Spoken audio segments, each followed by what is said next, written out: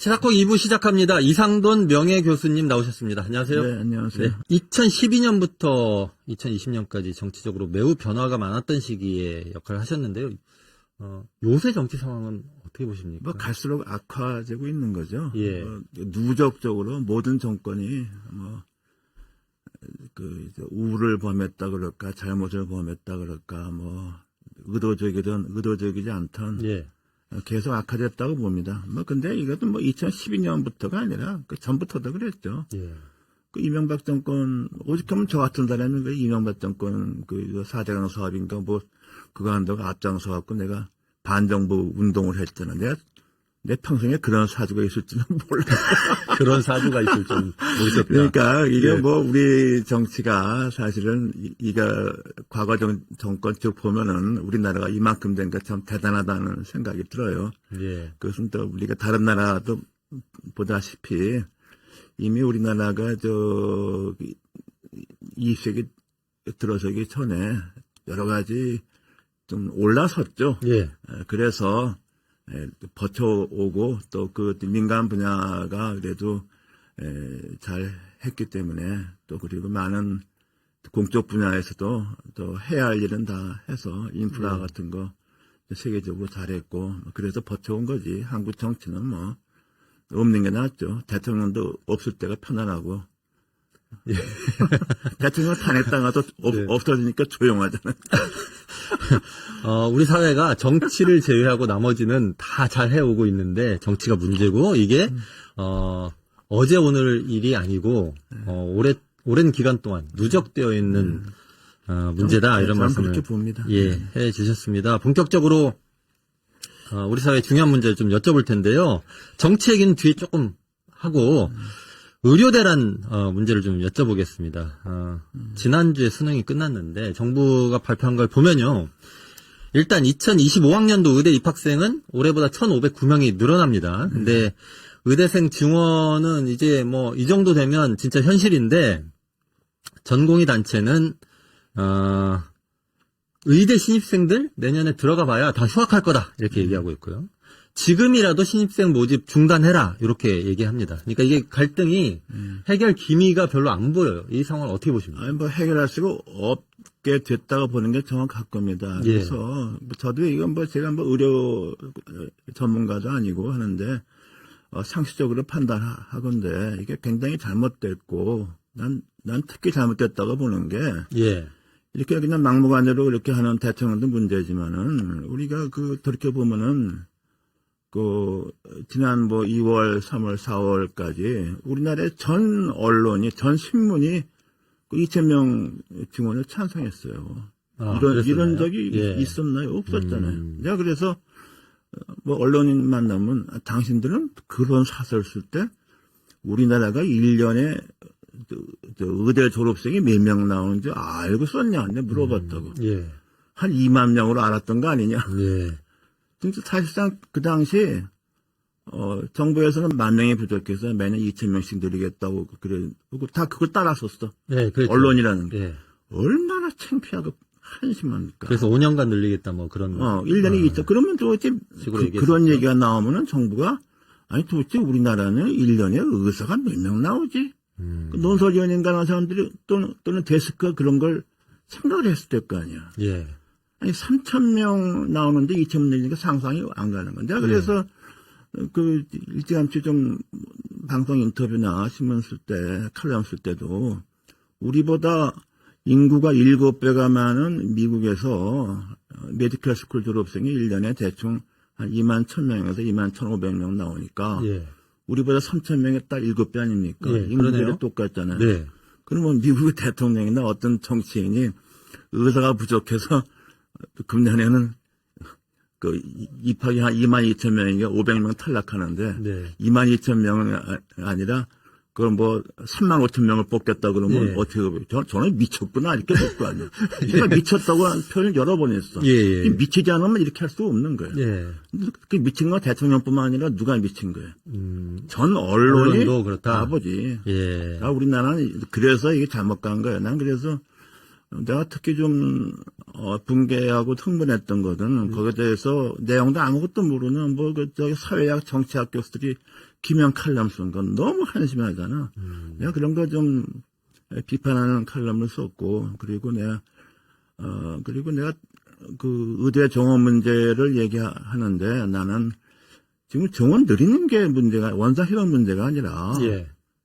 이미 5월 지나서 얘기입니다. 예. 이렇게 되면은 2025년 의대생을 뽑으면 안 된다. 아마 그런 걸 내가 아마 제일 처음에 얘기했을 거예요. 그때 내가 제일 먼저 얘기를 했었던 거죠. 그리고 예. 1969년에 일본 도쿄 대학이 전 대학이 입학을 시험을 안 봤다. 1969년에. 전원 유급했기 때문에. 예. 그 내가 그 어떻게 잘하느냐. 69년에 나도 입학 시험 공부를 했잖아. 그래서 그러셨어요? 도쿄 대학 돌아가는 건 우리가 민감하게 받아들인다고. 예. 그 당시 고3 서울대 준비할 때. 그래서 나는 그때 아는 거라고. 내가 그 얘기도 그때 내가 처음 했을 거예요. 그래서 그랬는데 지금 뭐 제가 보는 말이 많습니다. 그래서 지금 문제는 2025년은 그대로 하고 2026년에 가서는 정원을 좀 조정할 수 있겠다. 뭐 정부는 그런 거잖아요. 예. 그 웃기는 얘기예요, 한마디로. 그러면 왜 웃기는 얘기냐? 예. 그 차근차근 얘기해. 예. 교수님 말씀은 애초에 정부가 2,000명을 늘리려고 했었던 그 계획이 현실성이 없는 거였고, 그리고 이걸 초기에 비판적으로 살펴봤어야 될 언론도 제 역할을 못했다. 네, 그렇죠. 그리고 상황이 이제 여기까지 왔습니다. 근데 지역의 의사가 부족하다, 필수 의료 인력이 너무 없는 거 아니냐, 이런 문제의식은 있잖아요. 근데 예. 의사 부족하다는 얘기는 어느 나라나 다 있어요. 예. 있고 우리나라에서만 살았기 때문에 이런 얘기를 하는데 예. 그래서 사람은 좀 가급적이면 젊을 때 외국 가서 공부도 하고 외국에 살아보는 그런 경험이 필요한 겁니다. 우리나라처럼 그 의사가 가까운 데 있는 나라가 전 세계에 없어요. 예. 전 세계에 없고 또 중대 질병에 대해서 그 환자가 부담하는 게 이렇게 싼 나라도 없고 다만 좀 굉장히 희귀한 질병 그런 거는 정말 비극적이죠. 그건 어떻게 할 수가 없어요. 그런 거 할 때는 아무래도 이제 언론에 나게 되면은 모금도 하고 뭐 이렇게 하지. 그래서 그런 건 완전히 근거가 없는 얘기고, 이거는 의료 시스템 문제는 우리나라가 흔히 이렇게 뭐 세계에서 가장 훌륭한 시스템이냐 그러는데 그거는 잘못 얘기하는 거예요. 그런 건 아니다. 그렇게 보이지만은 내부는 난 이게 어떻게 지금 와서 이게 터지느냐 할 정도로 문제가 많았던 겁니다. 그리고 뭐 그 내부적으로 의사는 많지만은 우리 지금 외과의사 없잖아. 그게 어제 오늘 문제가 아니잖아. 내가 그래서 의료계한테 당신들 책임도 크다. 이걸 진작에 사회적 공론화 시켜서 바꿨어야지. 근데 그런 얘기에서 상당히 좀 공감을 좀 받은 것 같아요. 나는 비료 의료인이 아니니까. 또는 그 문제가 있고 또 하나는 좁게 보면은 이건 입학시험과 교육에 관한 문제고, 그리고 지금 정부가 하는 것은 스스로 법을 다 어기는 겁니다. 그렇습니까? 우리나라 대학은 이미 2000년대 들어와서 대학의 학과 그 단위 정원은 대학 스스로가 총원 중에서 정하게 되어 있어요. 그래서 뭐 평가도 하고 그러잖아요. 대학생 70년대, 80년 못했어. 근데 대학이 스스로 구조조정 하지 않습니까? 내부에서. 그 못하는 과가 있죠. 법으로 정해서 못하는 과. 의대, 약대, 수의대, 간호대, 한의대.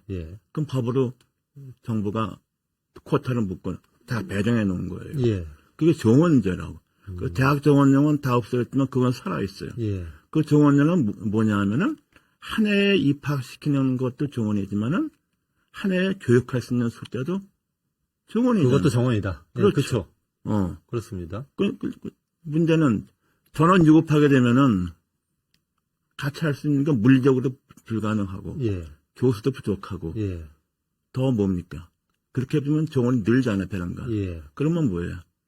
고등교육법을 위반하는 법이 정한 거죠. 그 정원을 위반하는 그러니까 것이죠. 그건 교육부 장관, 복지부 장관 탄핵 사유가 있는 거죠. 그러니까 지금 정부가 이런 식으로 의대 신입생을 늘리는 것은 실제로 의대생 교육도 어렵게 만드는 것이지만 법적으로도 문제가 있는 행위다 이렇게 보시는 거죠. 네, 그리고 이제 예.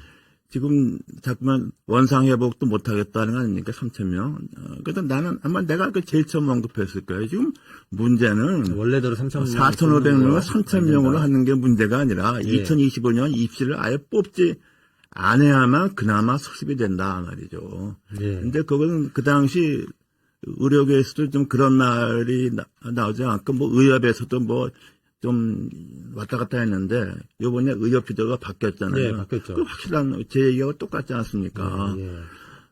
근데 또 하나는 이제 그 논리는 뭐냐 그러면은 현재 4,500명의 전 학년이 유급했으니까 뭐 예. 7,500명의 1학년이 수업을 할 수 없죠. 없다고 보는 거 아닙니까? 예. 근데 7,500명 때문에 수업을 못 하는 게 아니라 현실은 뭔지 알아요? 뭡니까? 내년에 학생이 없어. 내년에 학생이 없다고요? 없어. 왜냐 그러면은 예. 이런 상태로 가면은 예. 재학생들, 휴학하는 학생들 복학하지 않습니다. 아, 그리고 유급이 문제가 아니라 복학을 아예 그럼 안 하기 이게 때문에 더 큰 문제. 학교 그리고 학생이 없다. 예. 학교 학생이 없는데 선배가 예. 없는데 4,500명이 들어온 것도 저희도 굉장히 쪽팔리잖아요. 우리가 이거 좀 학교에 들어와도 되는지.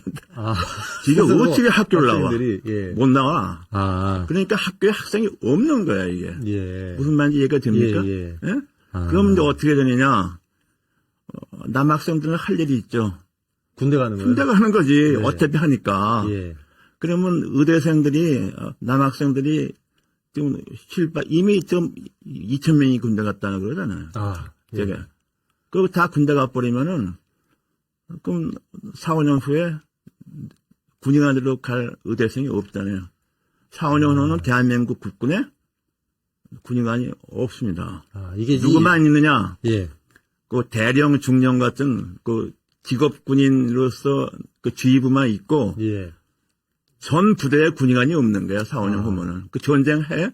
의대 교육을 받아야 군의관을, 의대가 의사가 돼야 군의관 그러니까 하는 건데, 지금 이제, 없어. 여러 가지 조건 때문에 교육이 진행될 수가 없고, 학생들 입장에서도. 다 그냥 어차피 예. 사병 가면 1년 반이고, 군의관 가면 3년 4개월 아닙니까? 예. 3년 3개월 4개월. 그러니까 제가 군복무할 때는 일반 장교도 저도 훈련기간 4개월 하고 장교 3년 했어요. 예. 군의관 우리하고 똑같아요. 법무관 똑같아. 그러니까 그 당시에는 사병이 2년 6개월이니까 그 장교가 훨씬 그래도 자기 일을 하고 낫잖아요. 예. 그러니까 장교를 할 만한 인센티브가 충분히 있었죠. 명예 같은 거 플러스 예. 여러 가지를 지금은 이번 사태가 없다 하더라도 인센티브가 없잖아요. 예. 그런다고 이 상황 보니까 다 군대 가잖아요. 그렇게 돼버렸고 그리고 그 수술 아무나 하는 게 아니잖아요. 예, 그렇죠. 그 사실은 의과대학을 나고 의사가 돼서 과거 같으면 맹장 수술 정도는 처음 했는데 예. 지금은 그래도 좀 인턴 레지던트 좀 고년차 돼야 수술을 합니다. 예. 그러면 실제로 우리 군에서 군은 전쟁 대비하는 기관 아닙니까? 예. 전쟁하게 되면 이건 뭐 그 처참한 부상자가 나오잖아요. 예. 그걸 살릴 때 중요한 의사가 누구예요? 그 의대 수술할 금방 줄 아는 의사. 의대 금방 나온 중위계급장단 일반 의사가 됩니까? 예. 그건 전문의가 해야지. 예. 전문의가 우리 때는 다 대위 입대해서 소령 제도했어요. 예. 나이도 30살 된 사람들이 경원 그런 사람들이 군대 전쟁 때 있어야만 그래도 부상당해서 오는 장병이 대부분 살아난다 말이에요. 예. 우리가 전쟁에서 본 거잖아요. 예. 우리는 이제 전문의 군의관 없어. 예. 그렇게 하면 결국은 뭐예요? 대한민국 망한 거야 한마디로. 그 군의관 얘기는 보통은 잘 나오는 얘기는 아닌데 요점까지 좀 짚어주셨습니다. 물론 이제 이 군의관 가는 얘기는 남학생의 경우에 해당되는 얘기긴 할 텐데 어쨌든 의대 교육이 이렇게 파행으로 치달으면 후과는 군대에 군의관이 없어지는 일로까지도 연결될 수 있겠다라고 하는 거를 그래서 제가 해주셨고요. 진작에 이건 국가안보 문제고 저 사람들이 우리 현 정부라는 게 뭐 국가안보 갖다가 신주잔치 모시는 정권 아닙니까? 네, 그렇죠. 아무것도 모르잖아 저한테 바보들이잖아 저한테. 그래서 지금 그리고 의대생 또 한 얘기만 기왕 나왔으니까. 예. 자, 무슨 정부에서는 뭐 2026년을 갖다가 조정할 수 있다고 해서 뭐 협의하자 그러는데. 예, 그렇죠. 그러면 내년에 다 학생이 없어. 예. 그러면 교수들이 과연 교수라고 할 수 있는지도 의문이고. 예. 의과대학도 등록금을 받아서 예. 그거 가지고서 의대 교수뿐 아니라 직원 급여를 줘야 되고 하지 않습니까? 그것도 예. 어떻게 할 거예요? 또 하나 문제는 그럼 학생들이 다 자퇴하는 거 아니잖아. 예. 2년 정도까지만 하는 게 난 휴학이 최대한이라고 봐요. 예. 그리고 1학년 때 입대하게 되면 1년 반 끝나면은 다 군대가 끝나잖아요. 예. 그러면 언제 돌아옵니까, 학생들이? 2026년에 새 학기가 다 돌아오죠. 예. 그 몇 명이 되겠어요? 그러면 또 그 인원이 다 추가돼가지고. 그러니까 그 돌아오는 1년이 지금 1학년 휴학 뭐 어쩌고저쩌고 해도 최소한 더 6천 명 내지 7천 되지 않겠어요? 예. 그럼 2026년 입시를 뽑습니까? 안 뽑습니까? 그 와중에. 그런 어려움이 있다.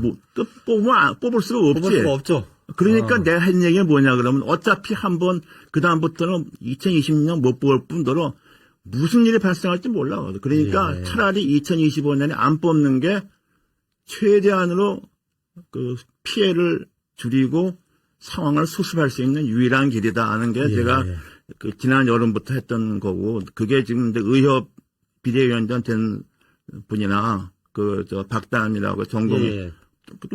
저하고 입장이 똑같잖아요. 그게 그렇더라고요. 제일 상황을 피해를 줄이고 수습할 수 있는 방안이에요.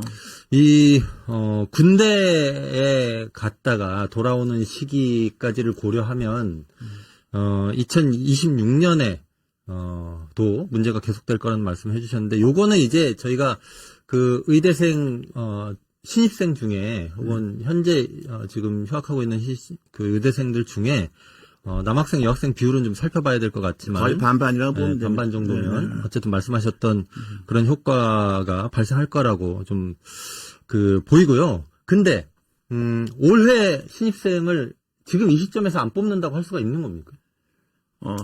이게 지금 입시 절차가 막 한참 진행 중이잖아요. 그렇게 되면 정부가 뭐 대국민 사과하는 거죠. 그래서 제가 그 지난 7월 달인가 일찌감치 한국일보 칼럼에 예.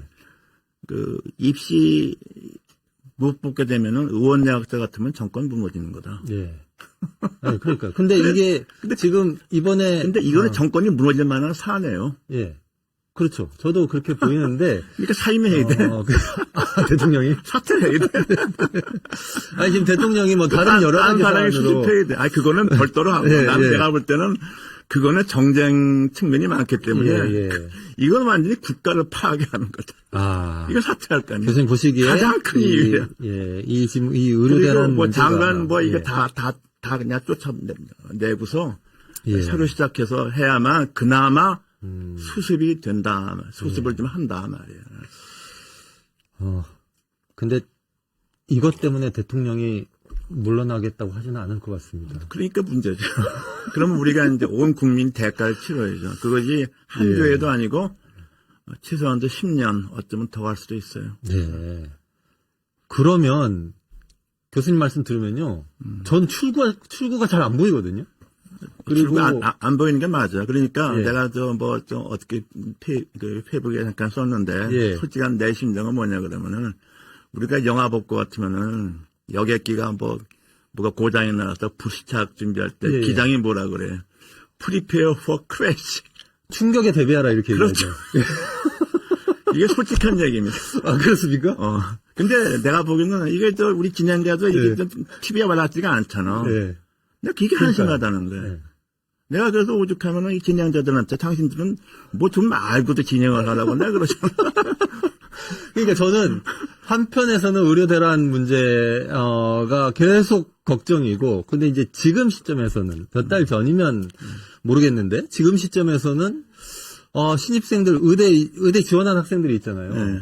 근데 이제 이 학생 신입생을 안 뽑겠다 이러면 이 학생들이 또 들고 일어날 거예요. 들고 일어나는 게 당연하죠. 그러면 그러니까, 봅시다. 그럼 2026년에는 입시를 더 할 수가 없잖아요. 예. 내가 볼 때 2027년도 그게 좀 의아하다고. 그러면은 지금 고2, 고1, 중3 어떻게 되는 거예요? 그러니까 누군가는 내 얘기는 모르겠네요, 어떤 게 지금. 더 파문이 적을 크느냐. 그렇죠. 적은 걸 선택해야지. 예, 적은 걸 선택해야 된다. 정책 결정자는 항상 그걸 봐야 되는 거예요. 예. 어차피 잘못 저지른 건 어떻게 할 수가 없어. 예, 수습을 해야 될 거 아니야. 예, 그렇습니다. 진짜 능력이 없어. 예. 그리고 어떤 방향으로 해도 파문이 없지는 않을 것이다. 없다고 얘기하면 안 되고, 그러니까요. 어느 정도의 파급을 수습하느냐 문제죠. 근데, 너무 이거 사안을 쉽게 보고, 난 제일 큰 책임은, 또 보건복지부하고 교육부 관리와 장관 차관이고, 예. 대통령이 제일 책임 크고, 그리고 그 못지않게 큰 책임은 나는 언론이라고 봅니다. 예. 의료대랑 관련해가지고 쭉 말씀을 나눴는데, 답답합니다.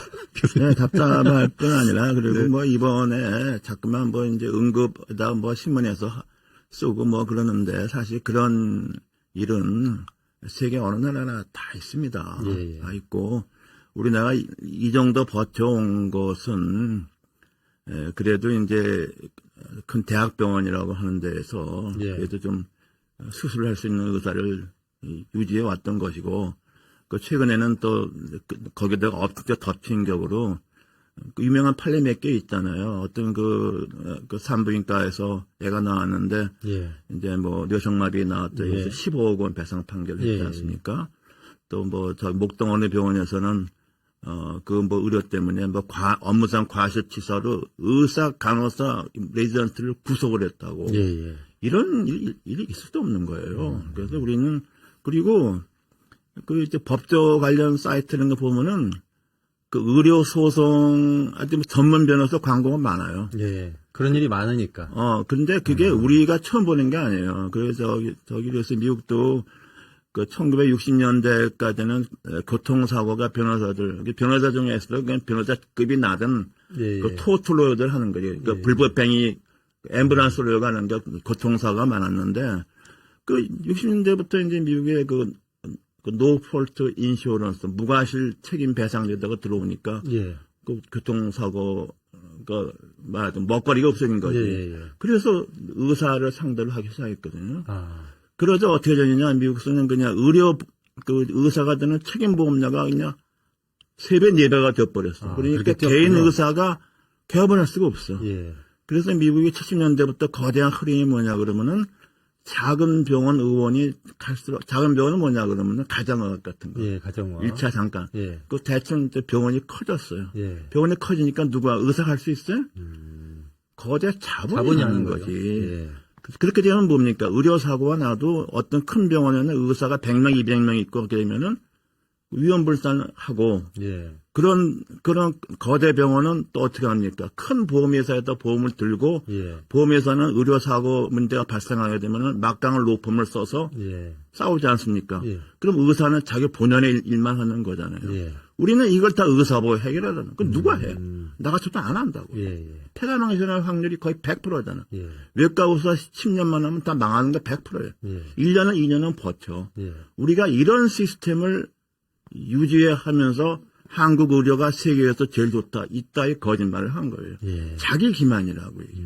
이게 한꺼번에 터진 거예요.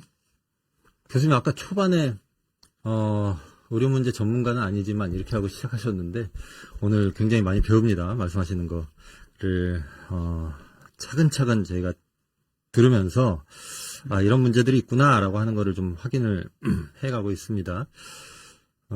아까 이제 우리 의료대란 얘기의 말미에, 언론도 책임이 있고, 대통령도 책임이 있고, 하여튼, 답답하다라는, 저의 말에 공감을 해주셨는데, 자, 이 정권 얘기를 조금 해야 될 것 같습니다.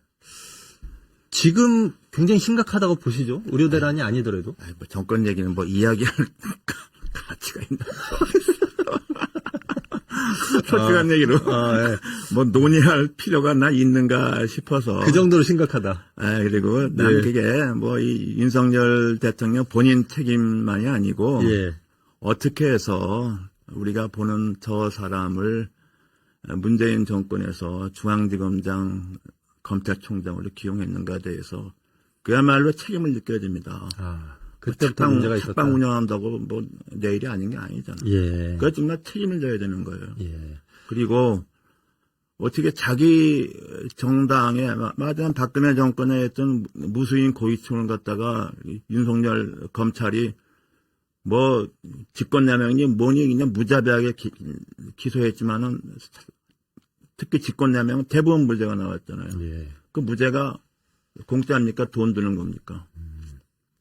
뭐 돈 들지는 않습니다. 돈이 왜 안 들어? 돈이 어떻게 됩니까? 당사자들이 1심, 2심, 3심 가면 그렇죠. 변호사 돈이 엄청 들죠. 엄청이 네. 1억이겠어요, 2억이죠. 10억이겠어요. 예. 10억은 기본이에요. 그러면 검사는 자기 돈 드는 게 아니잖아. 예. 또 무조건 항소하고 상고하잖아. 예. 그래서 그 사람들은 다 아주 황폐화 돼버렸잖아요. 전직 대법원장, 대법관 등등 많잖아요. 예. 그런 검찰권 남용을 하면서 지금 국민의힘의 뿌리라고 할 수 있는 이렇게 새누리당 박근혜 정부의 고위직을 이렇게 하는 사람을 이 당이 미쳤지 대선 후보로 영입했지 않습니까? 예. 그래서 이렇게 된 거 아니에요.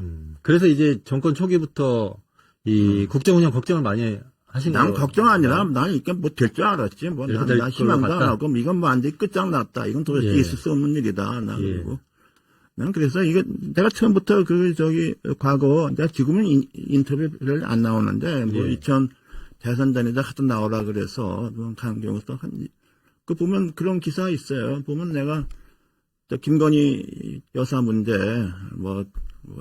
퍼스트레이디 문제에 대해서 난 그때 어느 인터뷰에 제목을 달았더라고 기사에. 예. 최순실보다 더 심각할 거 내가 그렇게 얘기했다고. 그때 그렇게 난 얘기했습니까? 뻔히 불러부터 보이잖아요. 보이고 그리고 이게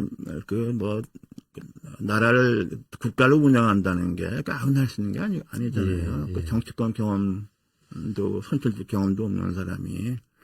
난 이건 뭐 예상됐다고 보는데 예상하지 못한 게 뭐냐. 의대파도.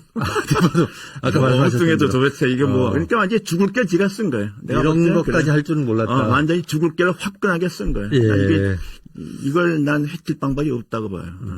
근데 제가 보니까 윤석열 대통령뿐만 아니라 최근에는 명태균 씨 녹취록이 계속 공개되면서 여당 이 유력 정치인들도 문제가 있다. 뭐 이런 게 막 드러나고 있어요. 전반적으로 지금 보수 정치가 크게 타격을 받고 있는데 이거 어떻게 보십니까? 뭐 보수 정치만 타격을 받았나요? 내가 볼 때 한국 정치 자체가 한국 정치 자체가 오늘날 이렇게 윤석열 대통령을 이렇게 부각시킨 건 어느 정권이에요? 그렇잖아. 문재인 정권 아니야? 처음에 이제 그렇잖아. 그때 그리고 이제 그거 잘한다고 그랬잖아요. 그래서 적폐청산한다고 해서 온갖 고위직들 쾌감을 느끼면서 막 기소했지만은 그 결과가 뭐예요? 그래서 이건 보수 정치뿐 아니라 나는 우리는 한국 정치가 이제 완전히 막장 지하 1층 아래 2층 있고 3층 있다는 식으로. 이건 그리고 아마 상당히 많은 상당한 국민들이 요나 야나 다 그렇게 국가를 운영할 자격이 안 된다고 생각하는 사람들이 난 많다고 봅니다. 그래서 그런지 모르겠는데 지난 2년 반 동안 윤석열 대통령과 이재명 당대표 혹은 국민의힘 정부 여당과 야당이 서로 적대적 공생관계다 이런 얘기를 최근에 좀 많이 하는 것 같아요. 글쎄요, 보기도 좀 그런 문제가 대충 요새 보면 이래요. 윤석열 대통령 그러니까 난 솔직히 말해서 난 지난번 대선 때 그냥 안 찍었다. 가긴 갔는데 무효표 만들었어. 찍을 만한 사람이 없어서. 교수님 본인이 어떻게 투표하셨는지 여기서 지금 공개하신 거예요? 공개해도 그만 다 지나갔는데 솔직히 그런 걸 말하는 건 아닌데 솔직히 이제 지금 난 좀 이렇게 마음에 드는 정당이라고 볼 수 없는데 제 주변 사람들은 대체로 윤석열 후보를 많이 찍었죠. 근데 이제 저쪽으로 정권이 가서는 안 된다고 생각해서 찍었다 그러는데 무슨 이럴 줄은 몰랐다. 이렇게까지 할 줄은 몰랐다. 그래서 손가락이 아니라 팔을 자른다. 근데 지금 그게 마찬가지예요. 그렇다고 해서 그럼 윤석열 정권이 무너지면은 어떻게 되느냐에 대해서는 이렇게 흔쾌하게 이렇게 동의하는 사람들이 없잖아요. 그렇죠. 그것이 그 다음 박근혜 얘기. 최순실 네. 사건 때는 그래서 이제 야권에 이제 안철수, 문재인 두 주자가 있었고, 그러니까 거기에 대해서 상당히 그 공감대가 차라리 지금 그런 게 있었기 때문에 그 시민들이 폭발을 한 건데 지금 그런 건 안 보이잖아요. 그러니까 지금 정치 불신이 된 거죠. 그래서 나는 이게 크게 잘못돼 있고 그래서 이제 5년 그래도 일단 탄핵이라는 건 어렵기 때문에 탄핵은 여당이 분열하지 않으면 안 되는 거죠. 예, 그렇습니다. 그렇게 해서 이제 이렇게 전 5년 그냥 또 기가 막히게 가겠구나 했는데 의외로 지금 지난번에 그 대형 사고를 쳐가지고서 과연 내년에 무사히 갈까 모르겠어요. 대형 사고 어떤 거 말씀하세요? 의료 얘기하시는 거죠? 네, 오늘 일관되게 아니 할 필요도 없는 거라는 거 아니야. 근데 방금 그 의료 대란 일으킨 것 때문에 계속 갈 수 있을지 모르겠다 말씀하셨는데 그 제가 여쭤보고 싶었어요. 이게 임기단축 개헌이든 탄핵이든 하야든 그러고 나면 그다음 이 대안과 관련해서 국민들이 100% 흔쾌히 동의하는 게 아니어서 이게 어려움이 좀 있고 저희가 아까 일부에서도 그래서 이 윤석열 대통령 비판하는 장외 집회도 사람이 많이 안 모이는 것 같다 이런 얘기도 했었는데 보시기에 윤석열 대통령이 임기를 안 채우는 게 가능하실 거라고. 글쎄 나는 이게 앞으로 얼마 남았나? 너무 많이 남아서 2년 반 남았습니다. 그렇게 갈 수 있을까 해서 저는 솔직히 회의적이에요. 근데 이게 어떻게 될지는 잘 모르는데 한번 이게 생각해 봅시다. 내가 이제 왜 그 지난 여름만 해도 내가 이런 얘기하면 잘 그렇게 피부에 와닿지가 않는 것 같더라고. 교수님 중요한 얘기 지난 여름에 다 하셨네요. 네. 그랬는데 지금 더 다르잖아 이게. 다릅니다 완전히. 내년 3월 되면 또 다르잖아요. 그래서 난 이 정부가 그 수습을 못 하고 그렇기 때문에 이게 과연 이렇게 그 유지해 갈 수 있을지 우리가 과거에 보지 못한 어떤 현상이 발생할 수도 있는 게 아닌가 하는 좀 그런 생각이 좀 듭니다. 솔직한 얘기로. 대통령 얘기를 한참 했는데요. 짧게 저희 한 두 가지만 더 여쭤보고 오늘 마치겠습니다. 시간이 그새 많이 흘렀습니다. 이틀 후에 이재명 당대표 유증교사 사건 선고가 있어요. 근데 한동훈 대표는 페이스북에 통상적인 결과가 나올 것이다 이렇게 얘기를 했는데 이 선고도 이제 지켜봐야 되고 그 다음에 최근에 보면은 이재명 대표가 재판이 많습니다. 재판이 많고 그래서 이 검찰이 너무 정치화돼가지고 이런 것이다 이런 얘기도 있습니다. 이런 문제 어떻게 보십니까? 글쎄 검찰의 정치화는 이게 현 정권 들어와서 생긴 게 아니잖아요. 그렇게 정치화 할 수 있는 사람을 검찰총장을 임명한 책임 느껴야지. 난 그게 원죄가 난 거기 있다고 봐. 왜냐? 그래도 한 나라의 검찰총장을 임명할 때는 대통령이 보는 이른바 그 조난 자료라 그러나 이런 게 있잖아요. 그거 보면 가족 상색이 있지 않겠습니까? 이 사람이 어떤 사람인지 어떻게 살아왔는지가 다. 그거 모를 리가 있나요? 또 가족도 다 있다고. 나는 그런 걸 알고 있어요. 장모 문제를 문 대통령이 몰랐을까? 누구 책임이야? 아마도 그걸 알았을 텐데도 한심한 거 아니에요? 난 그래서 더 한심한 건 또 자기 당의 대통령 후보가 없다고 또 이렇게 불러왔는데 지금 보니까 명이라는 사람이 여론을 조작한 것 같다 이런 말도 있대. 난 내용은 모르겠어.